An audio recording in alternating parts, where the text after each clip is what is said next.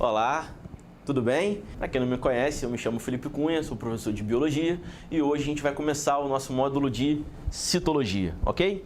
Bom, o que temos de coisas importantes aqui a respeito de citologia voltados para a prova da UERJ? Primeiro, a gente precisa levar em consideração dois tópicos muito importantes, que é a quantidade de células que formam os seres vivos e o tipo de célula que forma esses seres vivos, ok? Bom, existe uma verdade dentro da biologia, uma premissa, né? A gente sempre leva em consideração que a biologia estuda os seres vivos e o meio onde eles estão inseridos. E a gente sabe que todos os seres vivos são feitos de células, ok? Então, se os seres vivos são feitos de células, uma vez algo não tendo uma estrutura celular como modelo de formação orgânica, esse ser vivo não vai ser considerado, esse ser não vai ser considerado como um ser vivo, ok? Bom, frente a isso, quando a gente analisa os seres que são formados por células, portanto, os seres vivos, a gente encontra seres vivos que são formados por muitas células, como os animais, os seres humanos, as plantas, e seres vivos microscópicos, que são formados por uma única célula. Para isso, a gente vai usar a nomenclatura de seres unicelulares, os que são formados por uma única célula, e seres pluricelulares, que são formados por muitas células. Os seres unicelulares, por serem formados por uma única célula, obviamente são seres microscópicos, né? E a constatação da existência desses seres vivos só pôde acontecer após o desenvolvimento do equipamento microscópio, ok? Antes disso, os pesquisadores, infelizmente, não haviam conhecimento sobre os seres microscópicos, sobre o mundo microscópico da biologia, ok?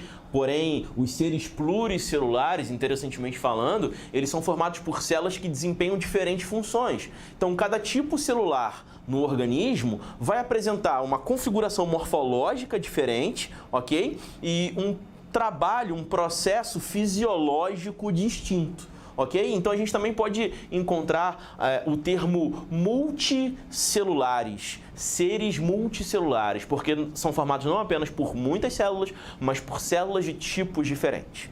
Mas a forma comparativa mais simples que a gente tem para comparar células nos seres vivos, a gente utiliza os termos modelo celular procarionte e modelo celular eucarionte. É uma análise muito simples, é uma análise muito básica, mas é uma análise que há muitos anos a gente vem utilizando, né? Separando células das bactérias das células dos demais seres vivos.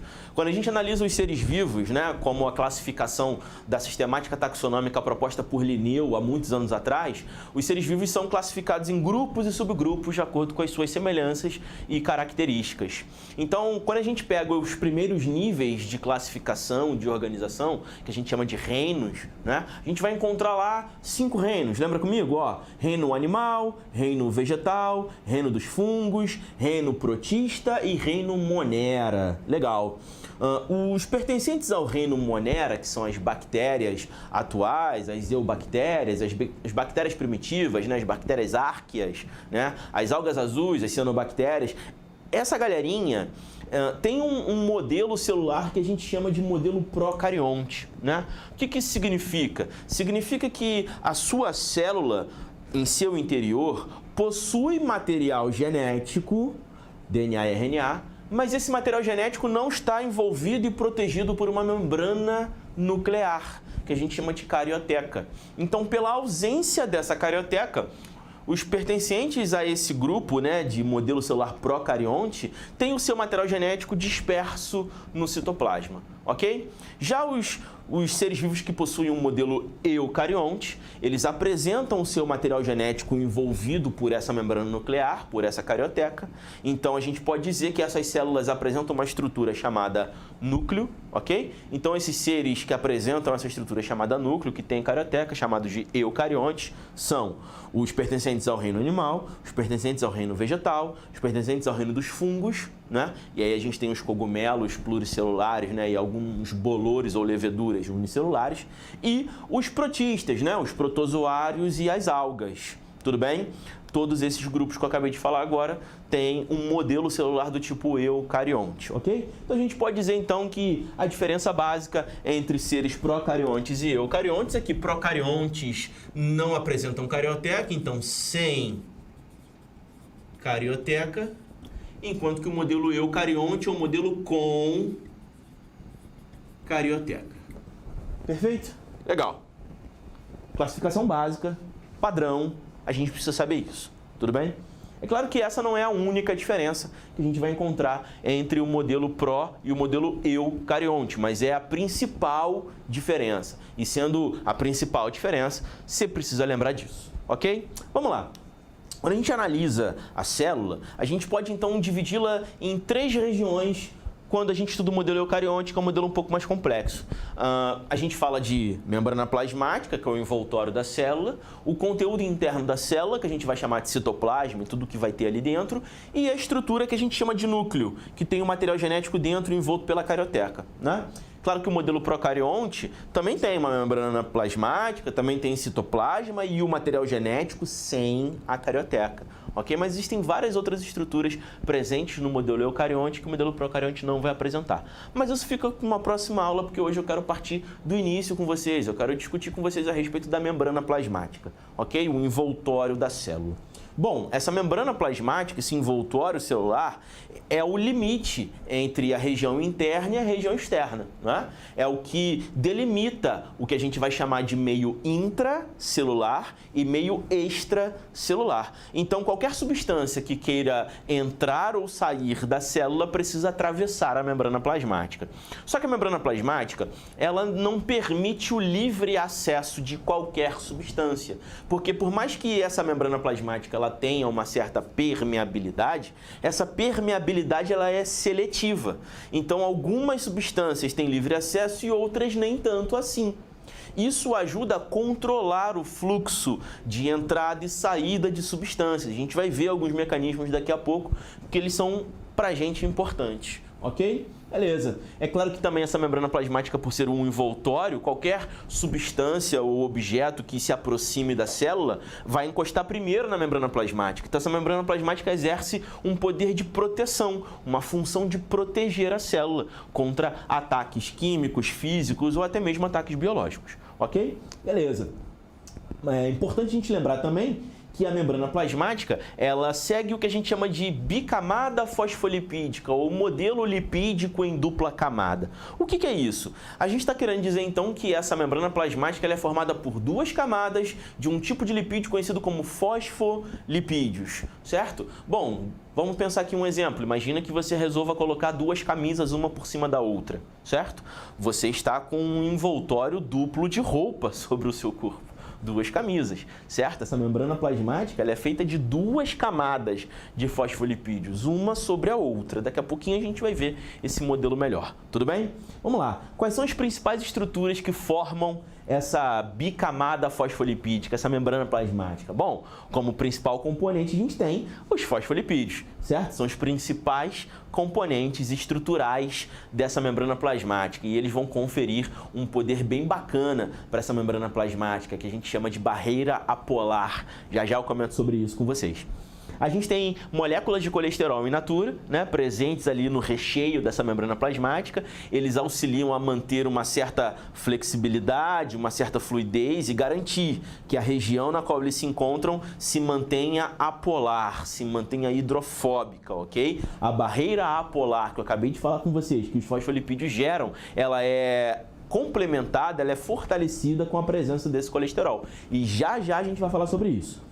Proteínas, como estruturas principais, são importantes principalmente para o transporte. Existem muitas proteínas na membrana plasmática que funcionam como verdadeiros transportadores de substâncias. Existem, por exemplo, as proteínas do tipo canal iônico. Olha só que interessante o nome, canal iônico. Elas servem para a transição de íons, canais de potássio, canais de sódio, canais de fósforo e por aí vai. Existem vários elementos químicos que possuem proteínas específicas que servem como um túnel de passagem. Esses íons, por serem íons, átomos ionizados, ânions ou cátions, né, cargas positivas ou negativas, são substâncias polares.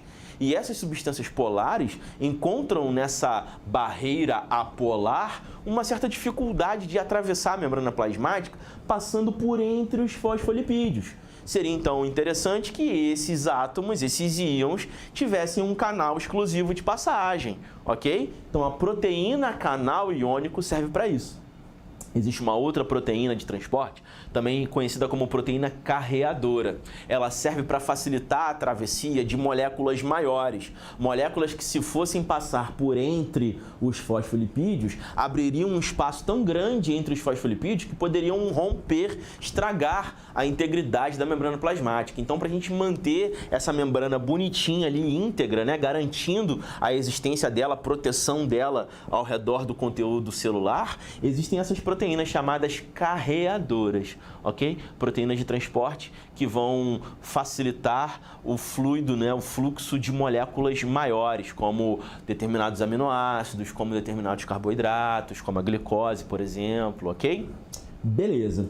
E por último, né, como principal estrutura da célula, a gente tem uma estrutura externa, conhecida como glicocálix ou glicocálice. É uma estrutura glicoproteica, então ela também tem proteínas ali na sua estrutura. Uma estrutura glicoproteica localizada do lado de fora dessa membrana plasmática, voltada para o meio externo da célula, que serve como identificador, ok? A principal função do glicocálice é a identificação. É como se fosse um crachá dentro de uma empresa. A gente verifica lá quem é funcionário estando com aquele crachá, né? Estando com um crachá de visitante, a gente sabe que é visitante. E um invasor, que obviamente não teria nem crachá de visitante nem de funcionário, o organismo então reconheceria simplesmente como um invasor e ativaria o sistema imunológico para tentar combater esses invasores. Então o glicocálice serve como identificação. Isso é a base explicativa para a gente entender transfusão sanguínea, para a gente entender compatibilidade ou incompatibilidade no transplante de órgãos, para a gente entender o porquê que o espermatozoide consegue localizar o óvulo, ou o porquê que o espermatozoide de uma espécie não tem a capacidade de fecundar o óvulo de uma outra espécie diferente, ok? Esse é a explicação básica para a gente entender o nosso sistema imunológico, identificando as nossas células como próprias e identificando bactérias, por exemplo, como organismos invasores, né? E isso também explica para a gente sobre doenças autoimunes, quando o próprio organismo identifica as próprias células e os próprios órgãos como um invasor, ou seja, o sistema de identificação deu ruim, certo? Beleza. O glicocálice é extremamente importante. Existe uma função também muito importante do glicocálice, uma função secundária, que é a função de ativação. Muitas estruturas do glicocálice funcionam como verdadeiras fechaduras, onde determinadas específicas chaves se encontram com aquela fechadura, ativando alguma coisa. Pode ser a ativação de uma função, pode ser um hormônio que chegou ali para dar alguma informação para a célula, pode ser uma tranca que acabou de ser aberta, abrindo o espaço para alguma estrutura entrar na célula. Enfim, esse glicocálice ele pode servir como um botãozinho a ser apertado por uma chave específica para poder ativar alguma função específica, tudo bem? É muito importante que esse glicocálice, então, já que ele realiza essa função, que ele esteja do lado de fora da célula, no meio extracelular. Beleza? 4 estruturas muito importantes, tudo bem? Dá uma olhadinha para cá nesse desenho, cara, olha só. Aqui a gente tem uma representação simples de uma célula, né? Ao redor a gente tem a famosa membrana plasmática, né? Aqui do lado de dentro, a parte interna a gente chama de citoplasma, ok? O que envolve o nosso material genético, então, é o que a gente chama de carioteca, tudo bem? Beleza. Então, olha só, olhando aqui para o nosso desenhozinho esquemático, né? Tentei seguir mais ou menos as mesmas cores que a gente colocou aqui no canto para fosfolipídios, colesterol, proteínas e glicocálice. Esses caras estão desenhados esquematicamente aqui, né? Então, ó, pretinho aqui, ó, a gente tem o nosso fosfolipídio. Repara que tem bolinhas para cima e bolinhas para baixo, então são 2 camadas fosfolipídicas, né? Aqui de vermelhinho a gente tem uma proteína canal iônico e aqui do lado uma proteína carreadora, certo? De verdinho aqui no meio a gente tem o colesterol e aqui voltado para o meio extracelular a gente tem o glicocálice, perfeito? Entenda o seguinte, aqui na formação da nossa membrana plasmática, deixa eu marcar para você, ó, a formação da membrana plasmática tem dessa parte superior até essa outra parte aqui, certo? Porém, essa região central aqui, ó, da membrana plasmática, removendo aqui essa região periférica da membrana plasmática, essa região central é uma região que apresenta uma característica apolar, uma característica hidrofóbica, ok? Isso é importante para gerar uma barreira que impeça que substâncias polares tenham livre acesso ao lado de dentro ou ao lado de fora da membrana plasmática. Essa barreira apolar, provocada pela estrutura dos fosfolipídios e complementada pela presença do colesterol, ela serve como uma barreira que impede o livre fluxo de qualquer substância, beleza? Então, substâncias polares ou até mesmo a água não encontrariam facilidades para atravessar a membrana passando por entre os componentes da membrana plasmática, certo? Seria necessário que houvesse uma extrema necessidade, fazendo com que essas moléculas conseguissem cruzar essa barreira polar. Isso garante o que a gente chama de permeabilidade seletiva para a nossa membrana plasmática. Isso faz com que ela consiga controlar as substâncias que vão entrar e as substâncias que vão sair da célula. E por falar em controle daquilo que entra e daquilo que sai, a gente também precisa aprender um pouco sobre transporte pela membrana, ok? Porque transporte pela membrana é um fundamento biológico muito básico que serve para explicar muitas coisas mais para frente. Então, esse assunto tem que estar muito bem dominado na sua mente. Tudo bem? Então, se você precisar, assista esse vídeo mais uma vez, dê pause, volte, faça as anotações, coloque suas dúvidas no papel, porque num próximo encontro, sem dúvida nenhuma, a gente vai poder tirar qualquer dúvida que você venha a ter, porque esse conteúdo é muito importante para você. Tudo bem? Então, vamos lá. Quando a gente fala sobre transporte pela membrana, então, a gente separa o transporte, ou seja, a travessia das substâncias pela membrana plasmática entrando ou saindo da célula, em dois tipos de transporte. O que a gente vai chamar de transporte passivo e o que a gente vai chamar de transporte ativo. Tudo bem? Quando a gente chama de transporte passivo, a gente está se referindo a um fenômeno físico, que por ser um fenômeno físico, não depende de um gasto de energia que a célula vai realizar. Beleza?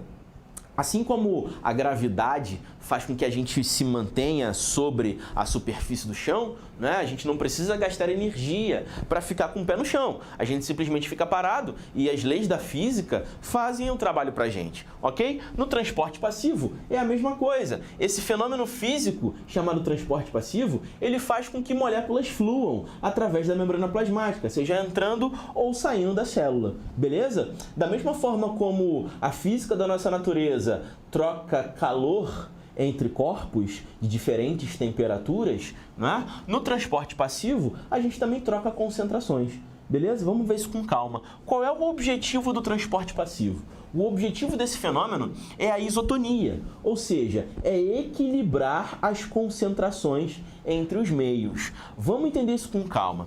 Se eu estou comparando dois meios, por exemplo, aqui ó, o meio A e o meio B, e eu digo que um meio é mais concentrado do que o outro, existe uma diferença de concentração entre esses meios. E é exatamente nos momentos em que a gente encontra uma diferença de concentração entre os meios que o transporte passivo atua no objetivo de equilibrar as concentrações. Ok? Então, esse fenômeno físico que gera esse transporte, chamado passivo, ele busca igualar as concentrações entre os meios. Lembrando, toda vez que a gente chama um líquido de solução, e existe líquido tanto dentro quanto fora da célula, ok? A gente está dizendo que essa solução ela é formada pela junção de dois compostos, um chamado solvente e outro chamado soluto. Qual é a diferença? O soluto é o cara que é dissolvido, o solvente é o cara que dissolve. Tudo bem? Os químicos vão dizer que o solvente é o cara que está em maior concentração, o soluto é o cara que está em menor concentração numa mistura, certo?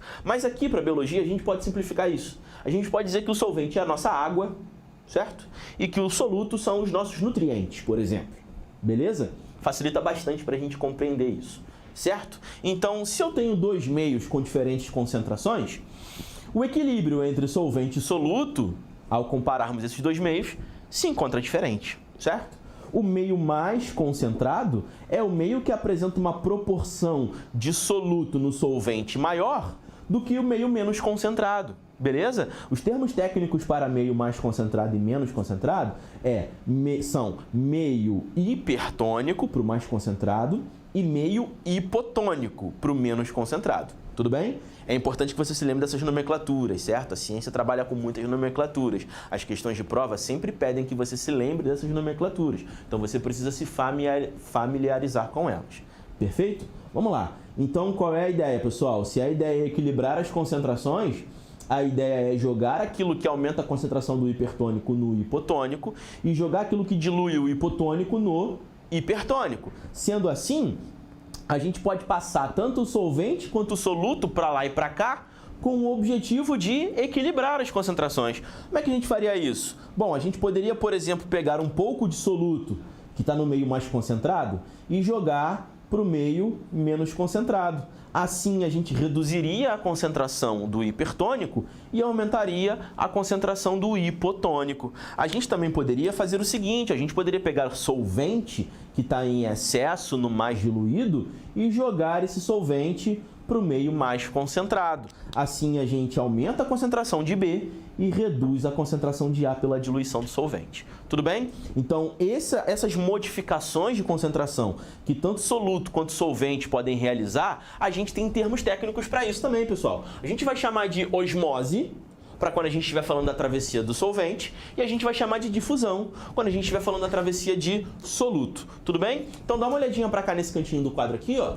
Osmose é a travessia do solvente, difusão é a travessia do soluto. Toda vez que a gente se refere, então, à passagem de água entrando ou saindo da célula, a gente vai chamar de osmose. Toda vez que a gente estiver falando da travessia de nutrientes, por exemplo, a gente vai falar de difusão. Certo? Bom, mas como a gente tem vários tipos diferentes de nutrientes, é importante a gente se ligar nisso aqui, ó. Existem dois tipos de difusão básicos, que a gente vai chamar de difusão simples ou de difusão facilitada. Qual é a diferença, pessoal? Difusão simples acontece para algumas moléculas que têm a capacidade de atravessar diretamente a membrana plasmática, inclusive cruzando a barreira hidrofóbica, cruzando a barreira polar. Tudo bem? Quando essas moléculas conseguem fazer isso, a gente chama de difusão simples. Porém, muitas substâncias só conseguem atravessar a membrana através do transporte realizado por proteínas. Para esse tipo de difusão, a gente vai usar o termo difusão facilitada, que é um tipo de difusão mediado pelas proteínas de transporte. Ok? Beleza, então entendemos transporte passivo, né? Agora a gente já consegue entender como é que esse fenômeno físico consegue alcançar a isotonia entre os meios, né? Ele trabalha com osmose e difusão, ele trabalha com a passagem tanto do solvente quanto do soluto, joga o solvente do mais diluído para o mais concentrado e joga o soluto do mais concentrado para o mais diluído. Tudo bem, pessoal? É importante que a gente se lembre de um termo muito legal para essa explicação aqui, chamado pressão osmótica. O que é pressão osmótica? Pressão osmótica é basicamente uma força de atração que o meio mais concentrado exerce sobre os solventes. Pensa comigo, se eu colocar em cima da mesa um punhadinho de açúcar ou um punhadinho de sal, e do lado eu derramar um pouquinho de água na mesma mesa e com o dedinho eu vier conduzindo aquele pouquinho de água até o montinho de açúcar ou de sal, quando a água encostar no montinho, aquele montinho parece que vai chupar água, não é? Parece que vai sugar água, parece que suga aquela água e ele se molha rapidinho, né? O que está acontecendo ali? Existe um fenômeno físico chamado pressão osmótica. E esse fenômeno físico chamado pressão osmótica, ele faz com que a água seja puxada para o meio mais concentrado. Então a gente pode dizer que nesse exemplo que eu acabei de escrever aqui no quadro, ó, o meio A apresenta uma pressão osmótica bem maior do que o meio B. Tudo bem? A pressão osmótica de A sendo maior do que a de B, força os solventes a saírem de B e migrarem em direção a A. Assim, o solvente passa por osmose de B para A, reduzindo a quantidade de solvente em B e aumentando a quantidade de solvente em A, certo? Isso vai aumentar a concentração de B e diminuir a concentração de A até que os dois meios se igualem, até que eles se tornem meios isotônicos. Essa é a finalidade desse fenômeno físico. Encontrando a isotonicidade, o fenômeno para, a transferência vai parar. Tudo bem? Beleza. Um exemplo prático para isso, pessoal. Quando a gente vai à praia, que é um ambiente de água salgada, mesmo que a gente não entre na água do mar, o próprio fato da gente estar exposto àquele ar atmosférico salgado, que a gente costuma chamar de maresia, o fato da gente estar na praia faz com que a água do nosso corpo saia por osmose. E eu não estou falando de sudorese, eu não estou falando de suor. Eu estou falando de perda de moléculas de água no estado gasoso. E isso a gente não tem controle, a gente não consegue exercer um controle sobre isso. Não tem como eu falar, eu não vou perder água. Como é que eu faço para não perder água? Não tem como, galera. A osmose vai jogar a água do nosso corpo, a água das nossas células, para fora. E automaticamente, ao longo do tempo, estando na praia, a gente vai sofrer perda de água, a gente vai sofrer desidratação. É por isso que quando a gente volta para casa, a gente volta um pouco cansado, a gente volta com bastante sede, a boca geralmente fica bastante seca na praia, porque a gente perde água na praia. Esse efeito a gente não sente quando a gente vai, por exemplo, para uma cachoeira, porque o ambiente da cachoeira não é um ambiente de água salgada. Então, ao nos compararmos com o ambiente da cachoeira, as nossas células são mais concentradas, o nosso corpo é hipertônico. Então, se o nosso corpo é hipertônico, a maior pressão osmótica está na gente. O nosso corpo ganha água, a gente fica hidratado quando a gente vai na cachoeira. É mais fácil a gente ganhar água na cachoeira e é mais fácil a gente perder a água na praia. Tudo bem? A gente percebe essa sensação diferente, né? Entre ir na cachoeira ou ir na praia. Beleza? Uma outra explicação para isso são práticas de conservação de alimento que há muitos anos os seres humanos utilizam, né? Como, por exemplo, salgar as carnes ou açucarar as frutas, né? A gente salgava as carnes e açucarava as frutas no passado, quando a gente não tinha métodos de refrigeração para conservação dos alimentos, porque a gente tinha descoberto lá naquela época que criar um meio hipertônico ao redor dos alimentos geraria desidratação aos seres decompositores, por isso eles morreriam. E assim a nossa comida duraria bastante. Ok? Uma terceira explicação para isso, um terceiro exemplo para isso, é quando a gente, infelizmente, aprendendo a cozinhar agora, acaba errando a mão de sal ali na comida, faz um feijão muito salgado, um estrogonofe muito salgado, né? E aí a gente liga para a vovó e fala, vó, por favor, me ajuda, salguei a comida, o que eu faço? Aí ela recomenda pra gente o seguinte, meu filho, descasca umas batatas, corta uns pedaços e coloca dentro. O que vai acontecer ali, pessoal? A batata vai acabar atraindo o sal para dentro dela, né? Diminuindo a concentração salgada daquele alimento que a gente está preparando, seja feijão, estrogonofe, qualquer molho diferente, enfim. A batata, então, recebe o soluto, né, para o seu interior e aí aquela nossa comida, então, fica com um tempero mais agradável. Beleza? A difusão transportando os sais do líquido para dentro da batata, porque o líquido está nesse momento hipertônico, enquanto a batata está hipotônica e por diferença de concentração a difusão acontece equilibrando os meios. Certo? Entendemos então transporte passivo. Vamos ao transporte ativo. Vamos lá. Transporte ativo, como o nome já diz, ele gasta energia, né? Se o passivo não gastava, o ativo gasta. Por que o transporte ativo gasta energia? Porque transporte ativo é um bombeamento forçado. Transporte ativo é o que a célula faz voluntariamente para manter a concentração do jeito que ela quer. Pensa comigo. Imagina um barquinho, estamos dentro do barco, o barquinho está furado, não tem como tampar o furo, a água está entrando no barquinho por esse vazamento. O que a gente pode fazer se não tem como tampar o furo? A gente poderia pegar um baldinho, encher de água e jogar fora. Encher e jogar fora. Tudo bem? A gente quer que entre água no barco? Não. Tem como tampar o furo? Também não. Tem como impedir o vazamento? Não tem como impedir o vazamento. O que a gente pode fazer? Pegar essa água e jogar fora. Tudo bem? A gente pode bombear essa água para fora do barco. O que a célula faz, através desse bombeamento forçado chamado transporte ativo, é manter uma determinada concentração no interior da célula. Digamos que a concentração de determinado elemento esteja diferente entre o meio intracelular e o meio extracelular. O transporte passivo vai igualar as concentrações. Logo, a concentração interna vai sofrer modificação. E nem sempre a célula quer que a concentração interna sofra modificações. Deixa eu te dar um exemplo para você entender melhor isso. Existe um sistema de bombeamento que acontece na nossa célula, um sistema de transporte ativo muito famoso, conhecido como bomba sódio-potássio. Como o próprio nome já diz, é um bombeamento de elementos sódio e potássio. Tudo bem? Vamos lá. É bom para a célula que a concentração de sódio no seu interior seja menor do que a concentração externa. Tudo bem? É bom para a célula que a concentração de potássio no seu meio intracelular seja maior dentro do que no meio extracelular fora. Beleza? Só que como existe essa diferença de concentração, o que o fenômeno físico vai fazer?